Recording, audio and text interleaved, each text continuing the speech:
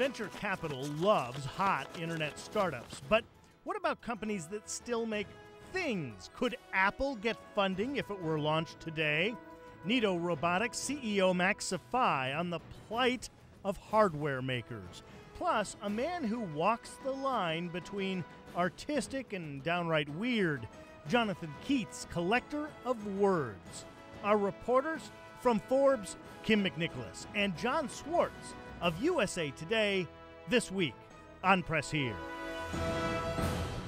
Good morning, everyone. I'm Scott McGrew. Silicon Valley is called Silicon Valley because of computer chips, despite the fact that these days very few chips are actually manufactured here.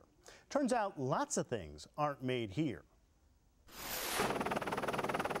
That's not to say Silicon Valley isn't growing or vibrant. What's true, though, is that high tech in Northern California makes a fewer variety of things than it used to. Remember, Flickr and Tumblr and Twitter don't make anything, nor does Facebook or even Google. There's nothing to be loaded on trucks, no hardware. It turns out hardware startups are having a hard time of it lately. Entrepreneurs who build aren't getting funding the way .coms are. Build a better mousetrap or robot, and the venture capitalists do not necessarily beat a path to your door. And so it gives you a Nitto feeling. It's Nitto. For Max Safai, who's taking the technology found in those self-driving cars and turning it into robot vacuum cleaners, it means fewer dollars for research, production, and marketing. Max Safai is CEO of Nitto Robotics. He has years of experience in the engineering of hardware with companies like Agilent and Logitech. Joined by Kim McNicholas of Forbes and John Swartz of USA Today. You build this thing, which we don't have on the show very often. Oftentimes, tell me about your social network. How are you using Twitter to... You actually build a thing which goes in a cardboard box and gets put on a truck, which is somewhat rare these days. That's correct, yeah. The concept of the robot was actually born at Stanford University Graduate School of Business. And it was inspired by the DARPA Challenger self-driving vehicles. In the setup piece, when I say you took the technology out of self-driving cars, I meant it. Yeah. I mean, you took literally that technology. That's correct. And so from a robotic standpoint, we actually have a device that allows the robot to localize itself in the environment, knows at all times where it is, and so it is very efficient in its movements. And this has never been a gadget show, but let me just take a moment and say it is one of the reasons I invited you on the show. It's just truly remarkable.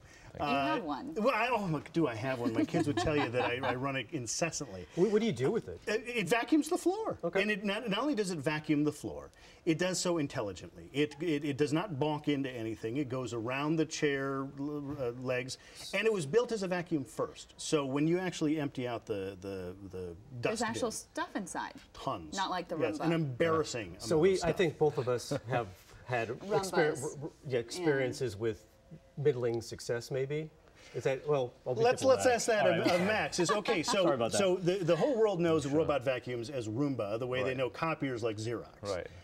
Why in the world go into a market that clearly has been dominated by somebody else? Well, if you look at the overall market is about $4.5 billion in the U.S. For vacuum cleaners. For vacuum cleaners, and about $10 billion worldwide. And you look at the growth of the existing sweeper robots that are out there, it represents about 2% of the market. And so the question becomes, why haven't they been able to penetrate this market a bit more seriously? And there are a number of obstacles, objections that customers have. One of them is that they're not reassured that the robot actually goes everywhere. 2, it's not a real vacuum. 3, it bumps into things. And so, and then finally when it's done, then your work starts. You have to clean the robot. You have to clean the brush. You have to, you have to maintain the robot. So we try to address all of those technical issues by having a robot that is very efficient in its movement, doesn't have redundancies, and so all of that extra power is not diverted to a serious vacuum. We have a 9,000 RPM fan that truly sucks. So if you have, for instance, sugar or sand on the floor, my vacuum can pick it up for you. What was it like getting funding for this project initially? Very difficult. How you so? know. Well, when you go to a traditional VC in Sand Hill Road, everybody wants to know, everybody thinks about multiples right away, and inventory liabilities, hardware, the supply chain, and all that stuff. Distribution, sales, marketing, everything along with it. Yes, brandings, how much money you have to spend to brand your company, and so on. It is very difficult to get funding for consumer electronics. So robotics, we see this trend where they're vacuum cleaners. Is looking at maybe the larger picture, Yes. would robotics maybe have even a bigger upside in terms of security or in terms of a tie into things like telepresence where you'd have a video screen built into Vacuum one? cleaners is a foot in the door. Is a foot in the, Yeah. so to speak. Right. Yeah, I mean, we're looking at a $19 billion robotics market in a few Right. years. Right. Is it, where is the upside? Is it in other areas I or think tasks? service robots in general. I mean, I think the first day someone invented the electronic ignition, the crank went out the window instantly. And so we have, the obstacles that we have is to how do you convince people that this is a viable alternative to a regular vacuum, as an example, and that it's not a robot, don't be scared of it, you know, it's not going to do things to your house when you're away, and so on and so forth. But overall, the robotics market is going to be about 200 billion in 2020, according to the Ministry of Commerce in Korea. Going back to Kim's question, is the struggle for a hardware maker to get venture capital that you can't scale really fast? I mean, you certainly don't go viral when you have to put something in a box. And it's a huge capital investment. That initial capital Right. investment Right. is a lot for. Well, but for many VC people. are totally used to making enormous or even sometimes ridiculous investments Yes. A in lot of the internet dot-com companies. sort of companies. But it's not going to grow as fast as somebody, as a Flickr or a Twitter. You know, when we were talking earlier about Twitter, you know, 45 million in revenue, valued at 10 billion, you know, multiples of over 200. How can you compete? You know, Right. so when you put, you know, return on shareholder value first and foremost, you would lose every time. You're right. Twitter's a better But investment. in fairness to Twitter, Biz Stone, who's one of the co-founders, has backed away from that 10 billion valuation. Yes, He we doesn't know should where it pick came a from. generic you know. Yeah, sorry about that. Zynga, 7 billion. Webbler. Okay, Yeah. Webbler. You know, that My as a bad. VC, my return on investment is much higher and quicker with a Webbler, the fictional. Or Somebody's going to take this that idea URL. that you have all these web platform in place. You use Right. technology from Google and Facebook and Amazon to start a company with very little infrastructure costs. That's I think what So- they're thinking about. so- Yes, minimum cost, maximum return. Right. Right. How can you resist? So Max, sell me, representing all hardware manufacturers, put you on the spot, and I'm the VC. Sell me on, well, we were thinking about putting it in Webbler, a couple of young guys who are working on this thing, but you have this hardware. Why should I invest in Silicon Valley hardware? So globally, hardware, maybe I can't defend it that much, but the robotics itself, I think that's the next wave in Silicon Valley. The robotics is the next thing for us as hardware engineers. It will enable manufacturing of the future. It will bring jobs into this country. It will create. I mean, right now, the director of intelligence has announced that U.S. ranks 15th.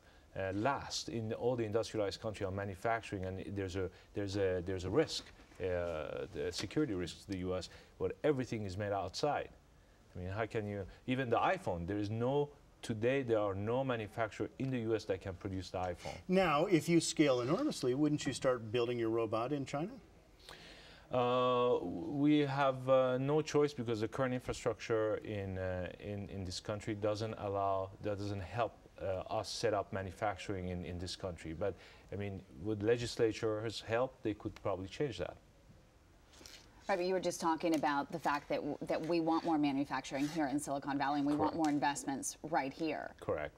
But you're talking about shipping it off to China. No, I'm saying that if we do renew the manufacturing sector in this country by bringing robotics in, we can bring manufacturing back into this country. But when you only compete on labor costs, you know, there's a ratio of 8 to 1. In a sense, the robotics reduces the price. The price of the overhead. manufacturing. Max, right. we have about 30 seconds left. If you'll give that 30 seconds to me, I'm sure you'll be okay with me saying, I test a jillion gadgets and absolutely adore yours. Thank you very much. So thank you for making a cool robot that that everybody can geek out over. So very good. Maxify is CEO with Nito Robotics. Up next on Press Here, thought experiments and cutting edge words with conceptual artist and lexicographer Jonathan Keats.